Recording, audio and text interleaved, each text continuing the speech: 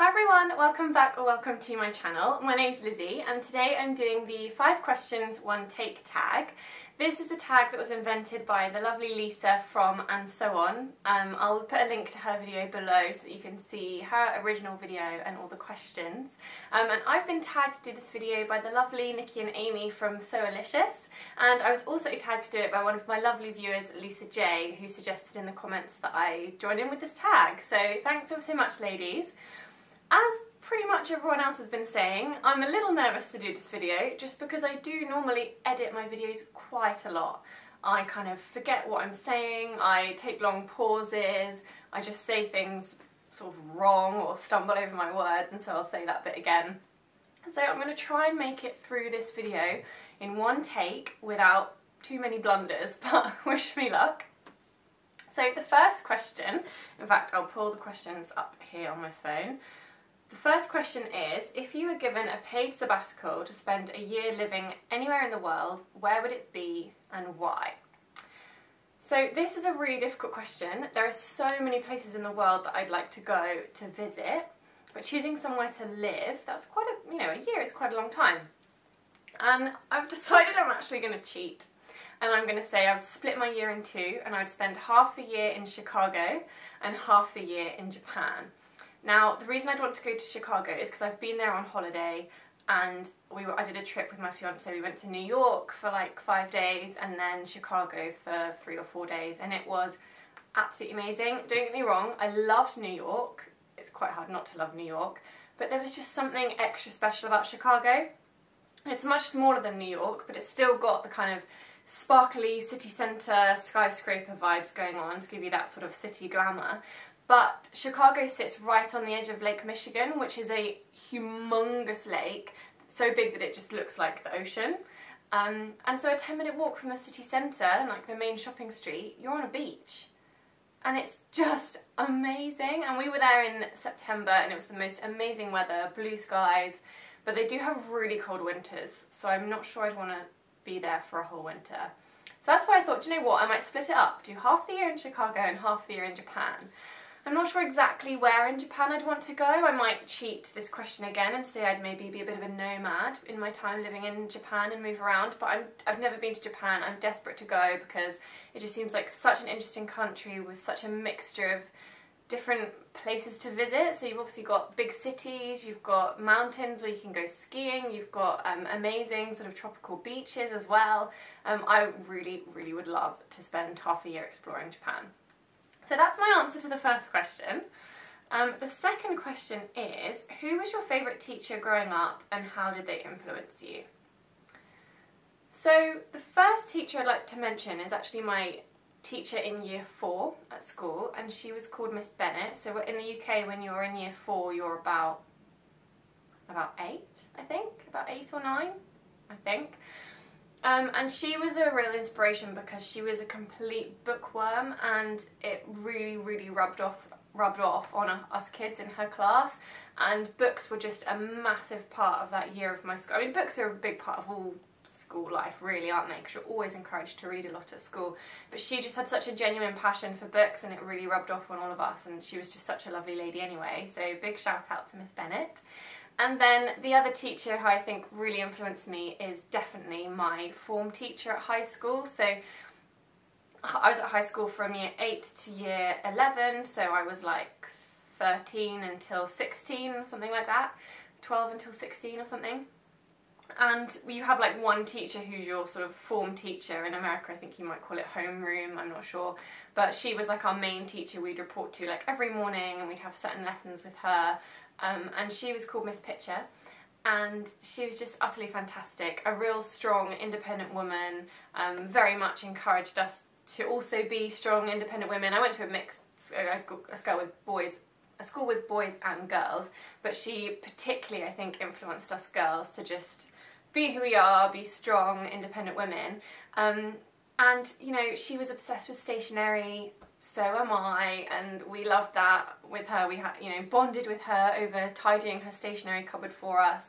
She was there for us through all of the kind of teenage dramas, and she'd let us you know, cuddle up in her stationery cupboard and cry when some boy had broken her heart or whatever.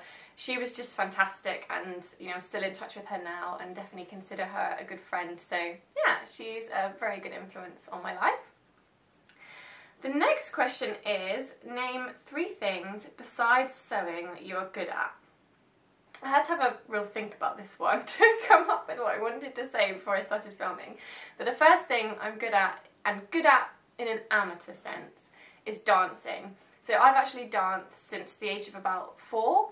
I've done tap dancing, modern or jazz, and ballet. And dancing has always been a really big part of my life, but sadly not so much right at this moment. When I finished university, I was massively into my dancing still at university and competed for my university and was part of the dance society, etc. And then I moved to London and I started to try and find adult dance classes, and I did go to Pineapple Dance Studios near Covent Garden for a while, but it got quite expensive, and the last year I haven't been doing any dancing, which is really, really sad. And I think one of my New Year's resolutions for 2018 will be to get back into some dance classes, because I absolutely love it, and I really miss it. Another thing that I'm good at is organisation and time management. I'm a real organisation freak. I love writing lists, I love planning my week, I love my bullet journal. I have a bullet journal that I plan all my my life in, really, and all the things I want to do and need to do. And I've had to be good at kind of time management and organisation, really, because I'm often one to fill my plate a little bit too full.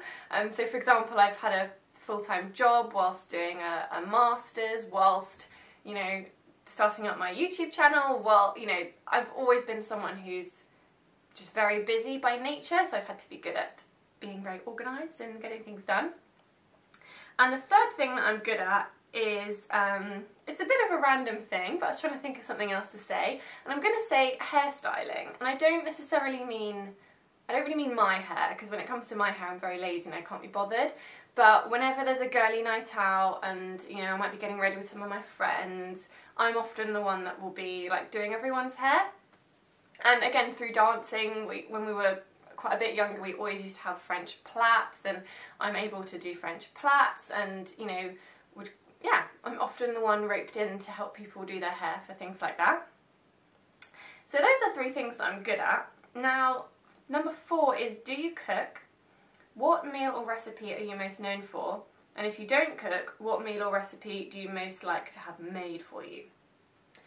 So I do cook, and I have a slight love-hate relationship with cooking, because when I'm actually cooking I really enjoy it and I really like to put the effort in to make a nice meal. But like, time is just so tight that sometimes it becomes a chore, which is a real shame. But when I do cook, I mean, I'm gradually trying to broaden my repertoire of recipes, but things that I really like to make are homemade pizza. So growing up, my mum and dad always used to make homemade pizza, as in making the pizza dough from scratch and everything, and I love to do that too. And we often will do that, like if we have friends over or something, that's something we'll do every now and again. And cheese sauce, like for pasta, kind of like a bechamel sauce, but more cheesy, like a proper thick gloopy cheese sauce. Complete comfort food, but that's something I really like to make just because I love eating it so much. And I'm quite good at, I've kind of nailed my bolognese. I eat a lot of vegetarian food, and I make a pretty nice veggie bolognese. And in terms of what I like to have cooked for me, I mean, if I'm going to a restaurant, I love going to Japanese restaurants. I love sushi, I love like Japanese pancakes, so yeah, that's something I love to have made for me, like some delicious Japanese food. And the last question is, what is your favourite sewing pattern ever and why?